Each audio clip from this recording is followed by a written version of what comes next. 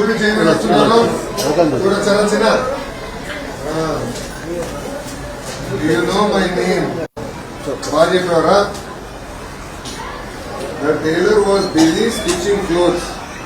She said, I am very busy. Go and ask the man sitting under the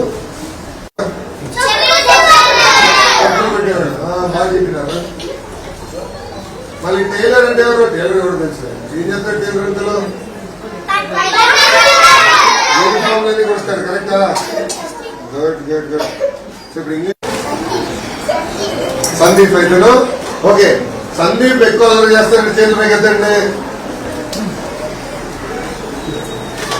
okay Sandeep ఇంకెవరున్నారు next అలవాటు చేసే second ఎక్కువ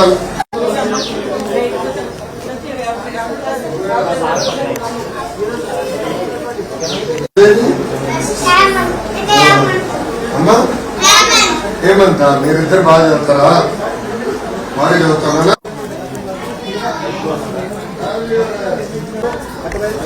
విద్యార్థులు మాత్రం ఆ స్లాబ్ సన్స్లైడ్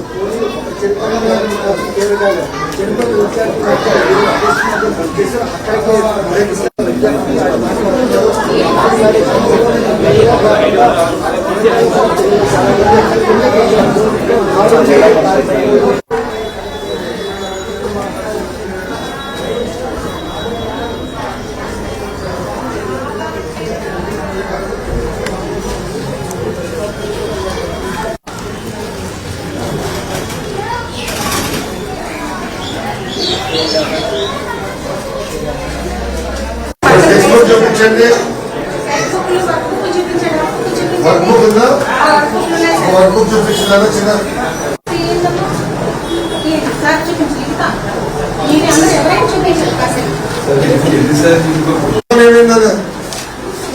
మర్చిపోయా కుట్టించుకోవట్లేదా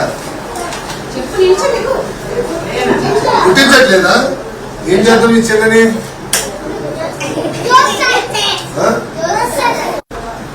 యూనిఫామ్ వేసుకుని వస్తేనే స్కూల్లో అడుగు పెట్టమని అడుగు పెడతామా బాబు వ్యవసాయకి ఒక పక్కన తెలుగులో పక్కన ఇంగ్లీష్ ఉంది బాగుంది అర్థం భోజనం ఎలా ఉంది రచన ఏమైనా మార్పులు చే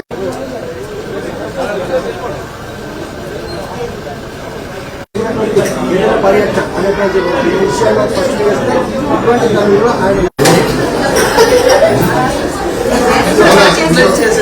ఒక్క నిమిషం ఇంకో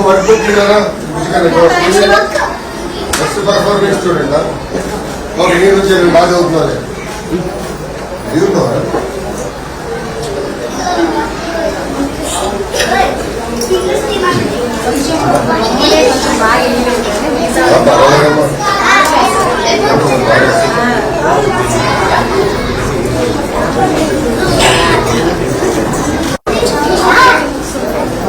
మీరు ప్రభుత్వం ఇవ్వలేదు కదా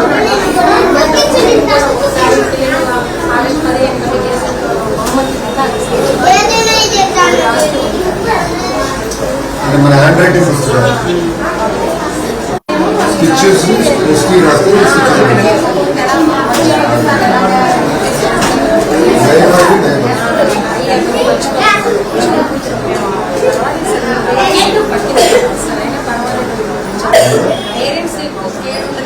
అంటే అట్లా కాదు కదా నన్ను ఇక్కడ బయటకు వచ్చాను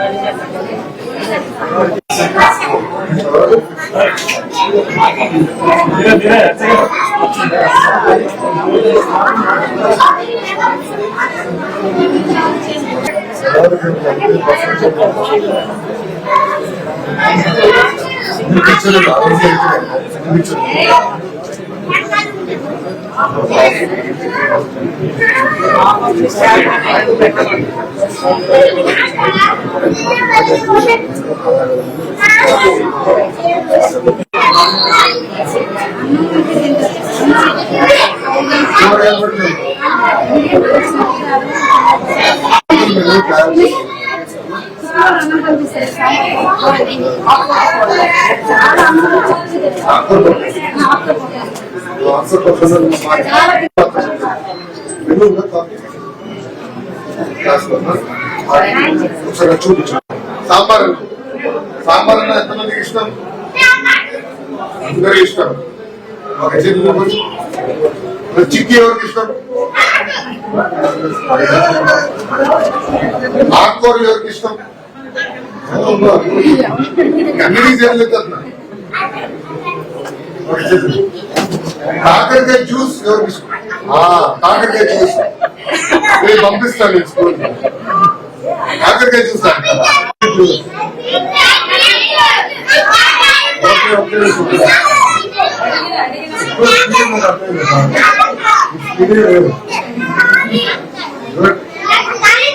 ఓకే. ఇప్పుడు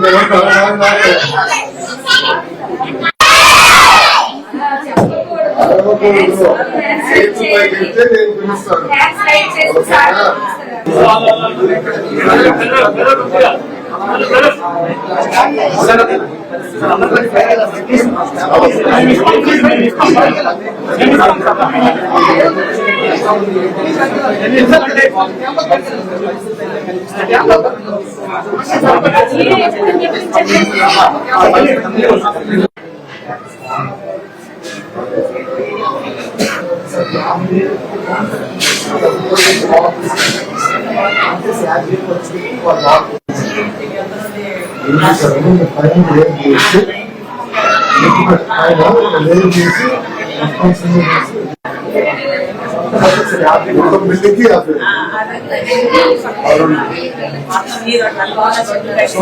అది చేసి అది వస్తే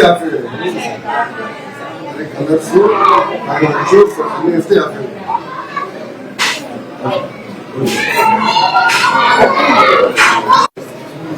మీ సక్సెస్ ఏంటి? ఎందుకు అటెండెన్స్ ఇంత బాగుంది? మిగతా స్కూల్కి వెళ్ళంటే మనకి ప్రాబ్లం. అటెండెన్స్ ఎంత లేకుండా ప్రాబ్లం.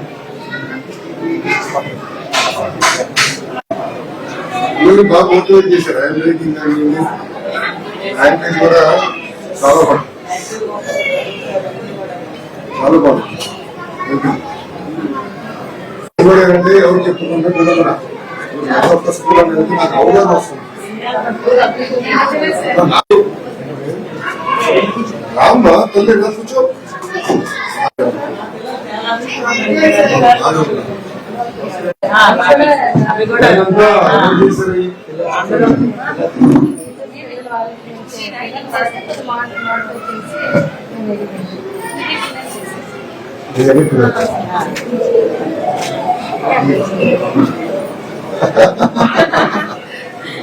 ఆడుకోవాలి. రికార్డ్ చేస్తాం. అర్థం చేసుకో.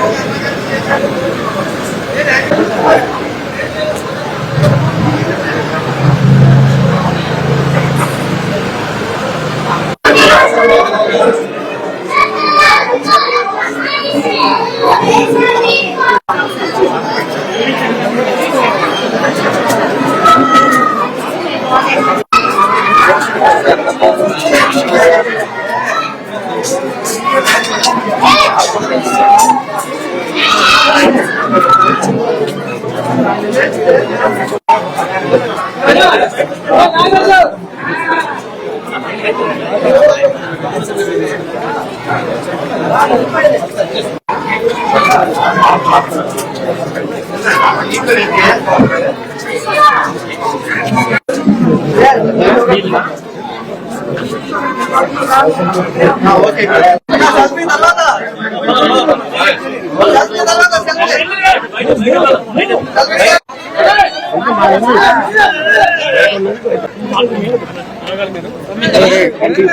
విద్యాశాఖ మంత్రిగా చేసినప్పుడు ప్రభుత్వ పాఠశాలను మీరు బలోపేతం చేయాలని ఒక పద్ధతి ప్రకారం మీరు వ్యవస్థని ముందలు తీసుకెళ్లాలా.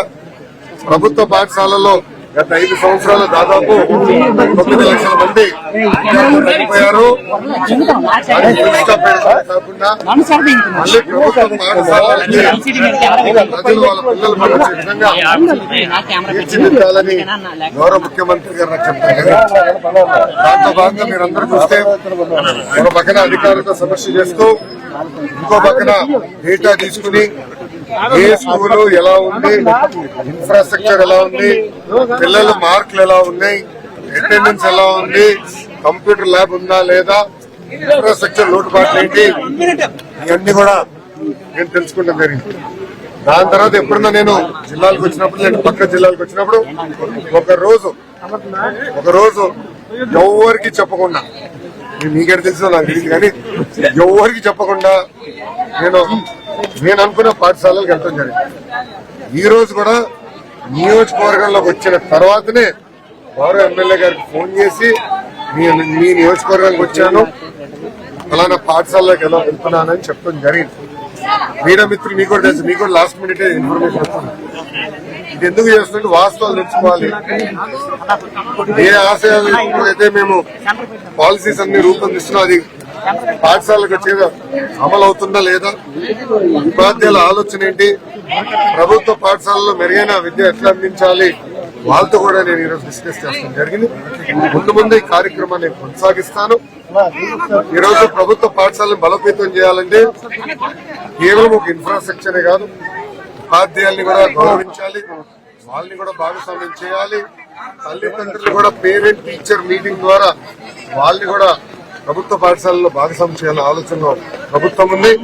ఆ పేరెంట్ టీచర్ మీటింగ్ కి గౌరవ ముఖ్యమంత్రి గారు, ఉప ముఖ్యమంత్రి గారు, మంత్రివర్యులు, శాసనసభ్యులు, శాసన మండలి సభ్యులు కూడా వెళ్లి తల్లిదండ్రులతో మాట్లాడి ఇంకా ఏం చేస్తే బాగుంటుందో వాళ్ళకి చర్చించి ఆ పాఠశాలను ఎలా బలోపేతం చేయాలని అనేది కూడా చర్చించి వాళ్ళు మాకు ఫీడ్బ్యాక్ ఇచ్చిన తర్వాత అవి మేము సెంట్రలీ అమలు చేసే బాధ్యత ఈ ప్రభుత్వం తీసుకుంటుంది.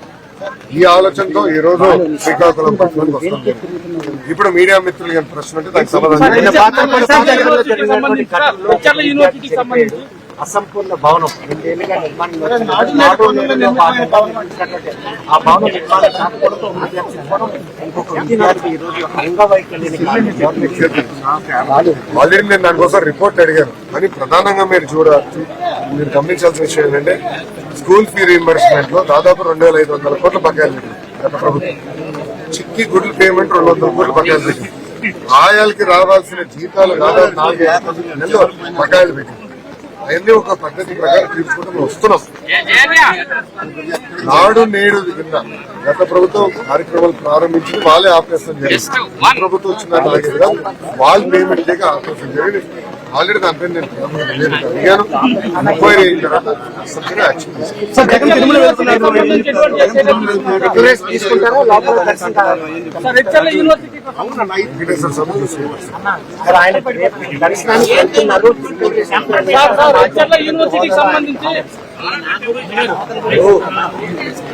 అన్ని మతాలను మనం గౌరవించాలి. చర్చికి వెళ్తే వాళ్ళ విధి విధానాలు నేను పాటిస్తాను, మసీదుకి వెళ్తే వాళ్ళ విధి విధానాలు నేను పాటిస్తాను, గుడికి వెళ్తే విధి విధానాలు పాటిస్తాను. కొన్ని వాళ్ళ విధి విధానాల్లో సంతకాలు పెట్టాలి, కూర్చోవాలని, వాళ్ళ పైన కూర్చోవాలని, మహిళలు ఒక సైడ్ కూర్చోవాలంటారు, అవన్నీ మనం గౌరవిస్తూ పాటిస్తాం. అది మాజీ ముఖ్యమంత్రి గారు 800 ఎమ్మెల్యే గారు కూడా పాటిస్తే బాగుంటుందని లడ్డు నేపథ్యంలో ఆయన మాత్రం దీక్ష రూపంలో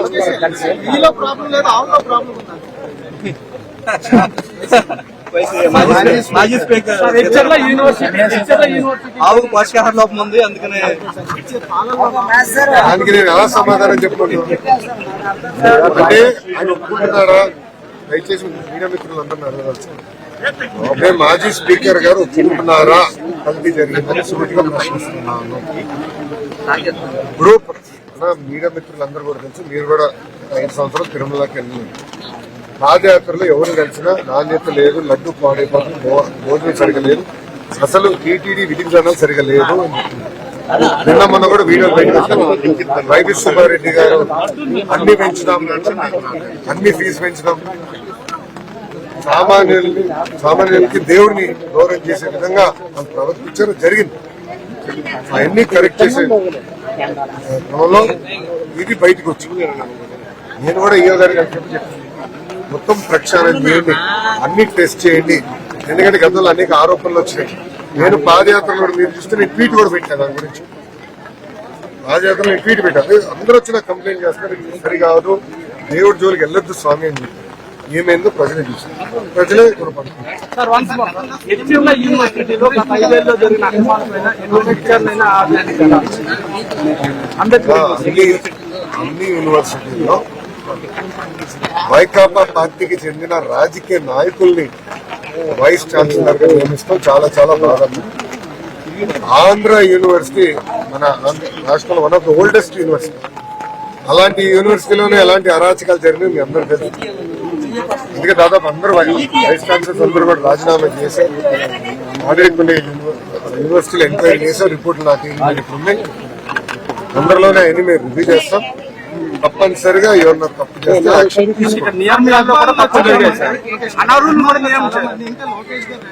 నేను రెడ్ బుక్ లో ఏం రాసిన ఏం చెప్పాను, పబ్లిక్ మీటింగ్ లో ఏం చెప్పాను, ఏ అధికారులు వైకాపా నాయకులు అయితే చట్టాన్ని ఉల్లంఘించి కార్యకర్తలు ప్రజలు ఇబ్బంది పెట్టారో వాళ్ళు నేను వదిలిపెట్టాను అని చెప్పాను.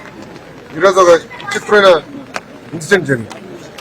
నేను సింహాచలం గుడి దగ్గర ఉన్నప్పుడు ఒక కానిస్టేబుల్ గారు అన్న ఒక బాధ ఆవేదనతో మీకు ఒక విషయం చెప్తున్నాను చెప్పండి. వైకాపా ప్రభుత్వ అధికారం ఉన్నప్పుడు నాకు పాఠాలు చెప్పిన టీచర్ పైన మైండ్ ఓవర్ కేసు పెట్టాల్సిన పరిస్థితి వచ్చింది. ఆ కేసు కొంచెం తొలగించండి అని చూడండి ఎలాంటి పరిస్థితి. బాధ అన్నగారు 2-3 సార్లు చెప్పుంటాయి ఈరోజు, ఎందుకంటే మనసులో పడిపోయింది. అంటే ఒక పోలీస్ కానిస్టేబుల్ ఎంత బాధపడుతున్నారో ఉదాహరణ. పోస్టింగ్స్ వచ్చి చాలా క్లారిటీగా పార్టీ మొత్తం మేము కూడా మనుషులమే, నిర్ణయాలు తీసుకున్నప్పుడు అప్పుడు ఉన్న టీం అవ్వచ్చు, సరిదిద్దుకునే. అంతేగాని మీరు చూస్తే చాలా 3 ఐపీఎస్ అధికారులు కూడా సస్పెండ్ చేస్తాం జరిగింది. చాలా మంది కూడా ఇంకా పోస్టింగ్ కూడా వేయలేదు. అది కూడా ఒక ఆరోపణ. మీ ఇంకా స్పీడ్ చేయాలి కదా సార్, అన్ని వివరాలు కొనుక్కోండి. రైట్ పర్సన్ రైట్ ప్లేస్ లో పెట్టాలని మన ప్రభుత్వం లక్ష్యం.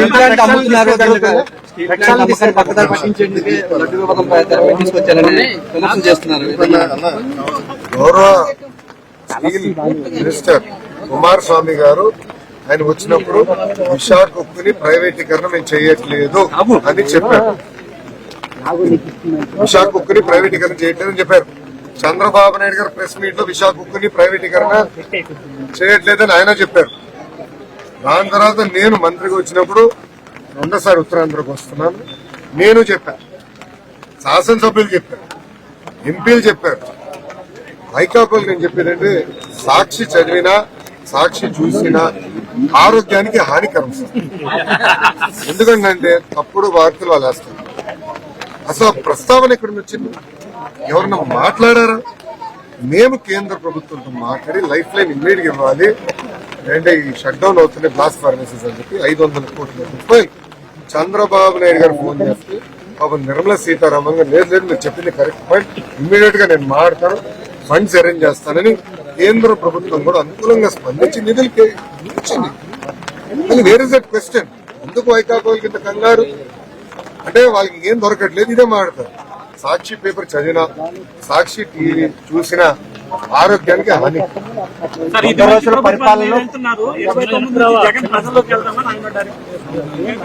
వెళ్ళమని చెప్పండి అమ్మా. 5 సంవత్సరాలు ప్రజల్ని విస్మరించి పరదాలు కట్టుకుని హెలికాప్టర్లు తిరిగిన కింద రోడ్లు క్లోజ్ చేసి వరద వచ్చినప్పుడు ఏదో తిరగాలి కనుక ఒక 2 గంటలు వచ్చి తిరిగేసి పారిపోతాం కాదు. ప్రజల కష్టకాలాలు ఉన్నప్పుడు అండగా నిలబడాలి, వాళ్ళ సమస్యలు పరిష్కరించాలి. ఆయన నేను సూటిగా ప్రశ్నిస్తాను, 5 సంవత్సరాలు మీరు ఏం చేశారు? విచిత్రం ఏంటో తెలుసా, ప్రజాధనాన్ని ఖర్చు పెట్టి ఆయన 2 బుల్లెట్ ప్రూఫ్ బస్సులు చేయించుకున్నాడు. 2 ఒక్కోటి 6-7 కోట్ల రూపాయలు ఖర్చు పెట్టారంట 2 బుల్లెట్ ప్రూఫ్ బస్సులు అంట. నేను ఆశ్చర్యపోయాను. ఎందుకు ఆశ్చర్యపోయానంటే ముఖ్యమంత్రి గారు బుల్లెట్ ప్రూఫ్ వాహనాల్లో తిరగాలి అంటే డౌట్ కాదని అన్నాను. కానీ ఎప్పుడు బయటకు రాని ముఖ్యమంత్రికి 2 బుల్లెట్ ప్రూఫ్ బస్సులు ఎందుకు? ఆల్రెడీ ఒకటి ఉంది, ఆల్రెడీ ఒకటి కొనుగోలు అయి ఉంది, ఇంకా 2 కొన్నాడు అంటే 3 బుల్లెట్ ప్రూఫ్ బస్సులు. ఎప్పుడు తిరిగాడా? ప్రజల్లోకి వచ్చారా? ప్రజల సమస్యలు తెలుసుకున్నాడా? ఆయన సభ పెడితే ఆయనకి ప్రజలకి ఒక 100 మీటర్ల దూరం. పొరపాటున శ్రీకాకుళం వస్తే చెట్లన్నీ నరికేశారు, మీకు తెలుసు. విశాఖపట్నం వెళ్తే చెట్లను నరికేశారు. ఎందుకు భయపెట్టాడండి? ఈరోజు చంద్రబాబు నాయుడు గారు ప్రోగ్రామ్ చేశారు ప్రజావేదిక. ప్రజలు కూర్చున్నాడు, పరదాలు లేవు, బ్యారికేడ్లు లేవు, ప్రజల సమస్యలు తెలుసుకుంటున్నాడు. అది మాకు ఐకాపా పార్టీ జూలై 12వ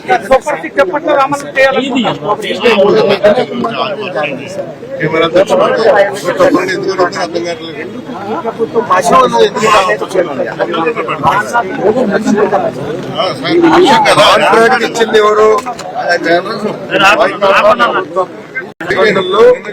250 కోట్ల కన్నా ఎక్కువ కంపెనీలే కాంట్రాక్ట్ ఇవ్వాలని ఉంది. ఎందుకు వాళ్ళ పార్టీకి చెందిన నాయకులు అది 150 కోట్లు తగ్గించారని సూటిగా నేను ప్రశ్నిస్తున్నాను. రెండో విషయం, వాళ్ళ పార్టీకి చెందిన ఎమ్మెల్సీలే మొన్న నాకు వచ్చి ప్రభుత్వం మారిన తర్వాత దర్శనాలు బాగా జరుగుతున్నాయి, లడ్డు క్వాలిటీ బాగుంది, అన్నదానం చాలా ఇంప్రూవ్ వాళ్ళు చెప్పారు. కొంచెం ఆయన కూడా వాళ్ళ నాయకులు ఫోన్ చేసి ఇది అవునా కాదు తెలుసుకోవాలి. తిరుమల బాధలు అన్ని పుణ్యక్షేత్రాలనే 100% అమ్మా. ఇప్పుడు మీరు చూస్తే చంద్రబాబు నాయుడు గారు ఆల్రెడీ కమిటీ వేశాడు. ఆ కమిటీ ఆధ్వర్యంలో అన్ని దేవాలయాలు ఎలా ఈ tendering process, multi standard process ఎలా బలోపేతం చేయాలి వాళ్ళు నివేదిక ప్రభుత్వానికి ఇస్తారు. నివేదిక వచ్చిన తర్వాత తప్పనిసరిగా థ్యాంక్ యూ అమ్మా.